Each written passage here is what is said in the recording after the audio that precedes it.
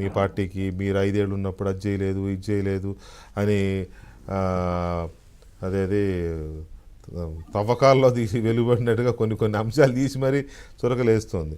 So ఓవరాల్గా ఈ effect ఎవరికి ఎక్కువ ఉంటుంది అనుకుంటున్నారు, అసలు ఉంటుంది అనుకుంటున్నారా?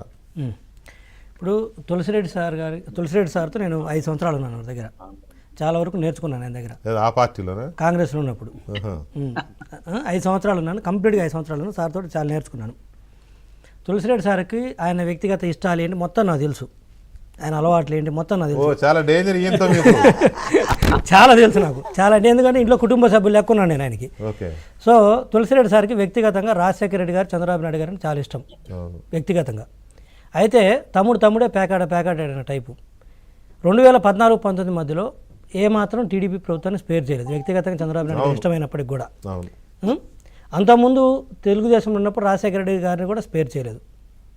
ఇది అయితే నేను కల్లో కూడా ఊహించింది ఏంటంటే, ఒక 3 నెలల తర్వాత మా సార్కి నేను సమాధానం చెప్పుకోవాల్సి వచ్చే పరిస్థితి వస్తుంది. ఎందుకంటే చంద్రబాబు నాయుడు గారికి కాదు, తులసిరెడ్డి సార్ ఇక్కడ కాంటెక్స్ట్. ఒక 3 నెలల తర్వాత చాలా హార్ష్గా ఉంటుంది, ఇక తప్పదు మాకు సమాధానం చెప్పుకునే పరిస్థితి వస్తుంది. ఎందుకంటే 2.5 నెలల్లో వైసీపీ పార్టీ దిగిపోతుంది 100%, అందులో డౌట్ ఏం లేదు. అది కూడా చాలా అత్యంత దారుణమైన పరిస్థితుల్లో ఓడిపోతుంది. ఆ తర్వాత మా ప్రత్యర్థి కాంగ్రెసే కాబోతుంది.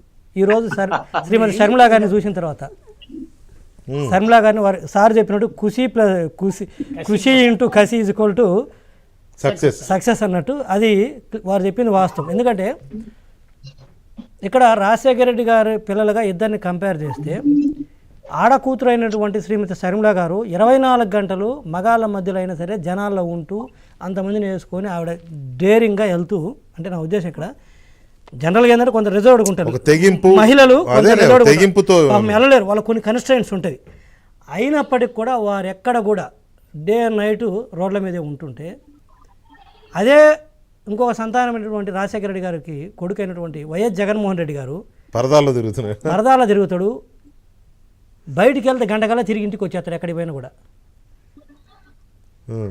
ఈవిడేమో బయటికి వెళ్తే ఇంటికి రాదు, అంటే ఎప్పుడు జనాల మధ్యలో ఉంటాయి. ఆవిడ చెప్పింది మొన్న కూడా, నేను రాజశేఖర రెడ్డి గారికి ఉన్న నేచర్ ఏంటంటే, బస్సులో ఉంటే బస్సును తగలబెట్టారు కదా తెలంగాణలో, అలాంటి సిచ్యువేషన్ ఫేస్ చేసింది. ఇక్కడ కూడా